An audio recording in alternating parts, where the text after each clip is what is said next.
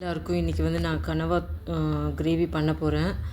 அதுக்கு வந்து கனவா வந்து வாஷ் பண்ணி உப்பு கொஞ்சம் போட்டு மஞ்சத்தூள் போட்டு அதுக்கப்புறமா வந்து வினிகர் ஊற்றி வச்சுருக்கேன். இதில் வந்து பார்த்திங்கன்னா 3 மீடியம் சைஸ் வெங்காயம் வந்து மெலிசாக கட் பண்ணி வச்சுருக்கேன். அதுக்கப்புறம் ஒரு 15 பல் பூண்டு, 2 பீஸ் இஞ்சி, அது நம்ம வந்து அரைச்சிக்கலாம். அப்புறம் பச்சை மிளகா, 3 தக்காளி, அதுக்கப்புறமா வந்து கருவேப்பிலை, கொத்தமல்லி, வினிகர், அதுக்கப்புறம் சோம்பு, பிரிஞ்சி இலை, பட்டை, லவங்கம், கல்பாசி, ஸ்டார் அனீஸ். இப்போ வந்து சட்டியில் வந்து கொஞ்சம் எண்ணெயை ஊற்றி இந்த மசாலா எல்லாமே போட்டுருங்க. சோம்பு, அதுக்கப்புறம் வந்து இப்போ வந்து பட்டை, லவங்கம், அதுக்கப்புறம் வந்து ஸ்டார் அனீஸ். நான் வந்து அந்த பிரிஞ்சி இலை பெருசாக இருக்கிறதுனால 2ஆக கட் பண்ணி தான் போடுறேன். அதுதான் போட்டிருக்கேன் இப்போது. ஸோ இது வந்து நல்லா பொரிஞ்சு வரட்டும். நல்லா பொரிஞ்சால் தான் அந்த ஸ்மெல்லே வரும். இப்போ பார்த்திங்கன்னா நல்லா பொரிஞ்சு வந்துடுச்சு. இந்த டைமில் நம்ம மெலிசாக கட் பண்ணி வச்சுருக்கிற 3 மீடியம் சைஸ் வெங்காயம். அந்த 3 வெங்காயம் ஏன் மெலிசாக கட் பண்ணி வச்சுக்கணும், அப்போ தான் சீக்கிரமாக அது ப்ரௌனிஷ் கலர்லேயும் ஆகும். நல்லா அது வந்து நல்லா உங்களுக்கு வந்து அந்த ஸ்மெல் கொடுக்கும். நல்லா ப்ரௌனிஷ் கலரில் ஆகும்போது நல்ல ஸ்மெல் கொடுக்கும். அதனால் வந்து நல்லா மெலிசாக கட் பண்ணி வச்சுருக்கேன். இது கொஞ்சம் வேகிறதுக்காக வந்து கொஞ்சம் கல்லுப்பு வந்து இதில் வந்து போட்டுக்கிறேன். இது நல்லா ப்ரௌனிஷ் ஆகிற வரைக்கும் நல்லா கைப்பட்டு வந்து கிளறி விடுங்க. அதுக்கு இப்போ பார்த்திங்கன்னா ப்ரௌனிஷ் கலரில் வந்துருச்சு. நல்லா வதக்கி விட்டதுக்கப்புறம் ப்ரௌனிஷ் கலர் வந்து இப்போ வந்து இஞ்சி பூண்டு பேஸ்ட் ஒரு 1.5 ஸ்பூன் வரும். அந்த இஞ்சி பூண்டு பேஸ்ட் வந்து அந்த பச்சை ஸ்மெல் போகிற வரைக்கும் நல்லா வதக்கிக்கோங்க.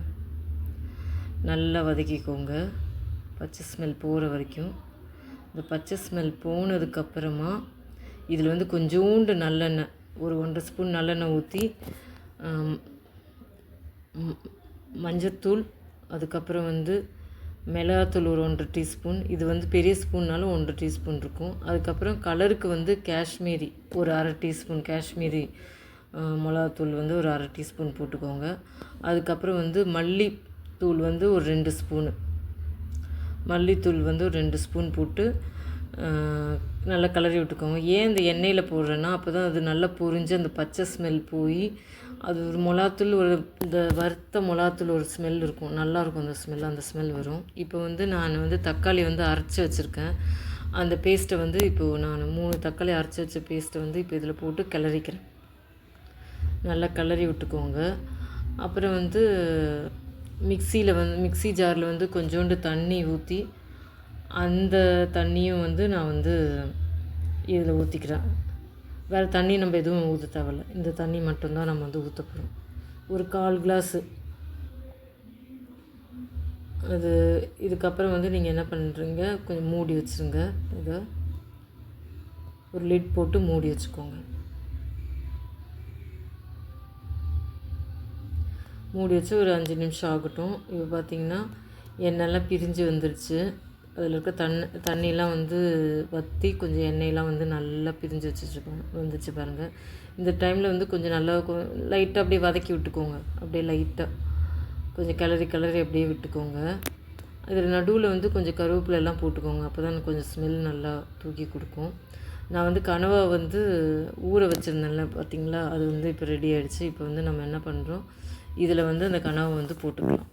வினிகர் போட்டு ஊற வச்சுருந்த கனவா வந்து இதில் போட்டுக்கலாம். வினிகர் ஏன் போட்டேன்னா கொஞ்சம் சாஃப்ட் ஆகணும் அப்படின்ட்டு, இல்லைன்னா ஒரு மாதிரி ரப்பர் மாதிரி இருக்கும், சாஃப்டாக இருக்காது. நீங்கள் வந்து வினிகர் போட்டு ஒரு 10 நிமிஷம் ஊற வச்சுட்டு அதுக்கப்புறமா நீங்கள் வந்து இதில் போட்டு பாருங்கள்.